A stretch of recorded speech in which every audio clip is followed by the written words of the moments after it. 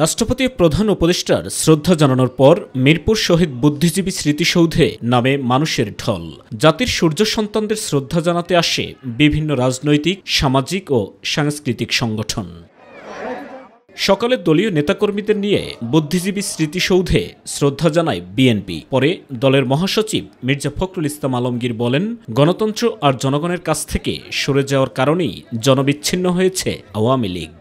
5ই August, July আগস্টের ছাত্র গণ অভ্যুত্থানের মধ্য দিয়ে ফ্যাসিস্ট শক্তিকে পরাজিত করে নতুন সুযোগ সৃষ্টি করেছি। সেই সুযোগকে সম্পূর্ণ সদ্ব্যবহার করে আমরা বাংলাদেশে একটি সত্যিকার অর্থেই একটি গণতান্ত্রিক রাষ্ট্র, একটি আধুনিক রাষ্ট্র, একটি বৈষম্যহীন রাষ্ট্র আমরা প্রতিষ্ঠা করতে চাই। এ সময় অন্যান্য নেতৃবৃন্দ বলেন, কারো হুমকিতে মাথা নত করবে না বাংলাদেশের মানুষ। আজকের দিন থেকে শিক্ষা নিতে হবে যে কাউকে তার অধিকার হরণ করার যদি কেউ চেষ্টা করে, তাহলে ইতিহাসের অনিবার্য পরিণতি হচ্ছে যে জনগণ তাদেরকে প্রত্যাখ্যান করে। বিএনপি সবার জন্য গণতন্ত্রে বিশ্বাস করে, শুধু বিএনপি এককভাবে নিজের জন্য গণতন্ত্রে বিশ্বাস করে না।